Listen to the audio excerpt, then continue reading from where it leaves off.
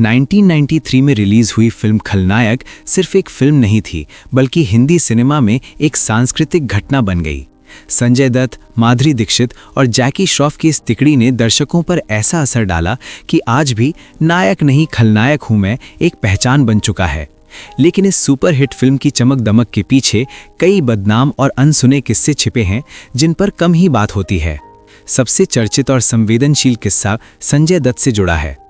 Film की shooting ऐसे समय पर हुई जब संजय दत्त अपने निजी जीवन के सबसे विवादित दौर से गुजर रहे थे। 1993 के बम धमाकों के मामले में उनका नाम सामने आने के बाद उनकी छवि अचानक रील के खलनायक से रियल खलनायक के रूप में पेश की जाने लगी। दिलचस्प बात यह है कि फिल्म का टाइटल और संजय दत्त की वास्तविक जिंदगी का विवाद एक दूसरे में घुल मिल गया। कई लोगों ने आरोप लगाया कि फिल्म की लोकप्रियता विवाद के कारण बढ़ी, जबकि सच्चाई ये थी कि फिल्म की शूटिंग और कहानी पहले से तय थी। ये संयोग संजय दत्त के करियर का सबसे भारी बोझ बन गया। माधुरी दीक्षित के साथ जुड़ा किस्सा भी कम दिलचस्प नहीं है। चोली के पीछे क्या है गाना रिलीज होते ही जबरदस्त विवादों में घिर गया। इस गाने को अश्लील कहा गया, संसद तक में इसकी आलोचना हुई और कई जगहों पर इसे बैन करने की मांग उठी। लेकिन अनसुनी बात यह है कि माधुरी खुद इस गाने को लेकर शुरुआत में असहज थीं। उन्होंने इसे सिर्फ इसलिए किया क्योंकि कहानी की मांग थी और सुभाष घई ने उन्हें भरोसा दिलाया कि ये किरदार की मनोवैज्ञानिक गहराई दिखाने का हिस्सा है। बाद में यही गाना फिल्म की सबसे बड़ी पहचान बन गया।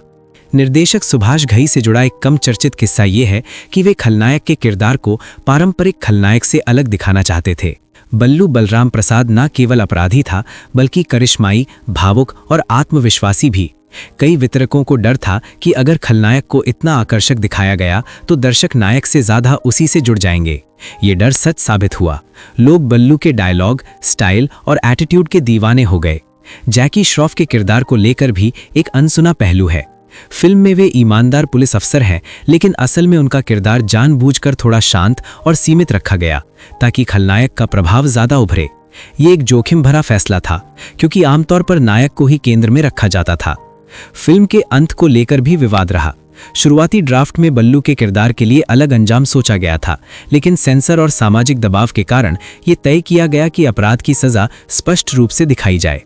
फिर भी दर्शकों की सहानुभूति अंत तक खलनायक के साथ बनी रही, जो उस दौर के सिनेमा में असामान्य था।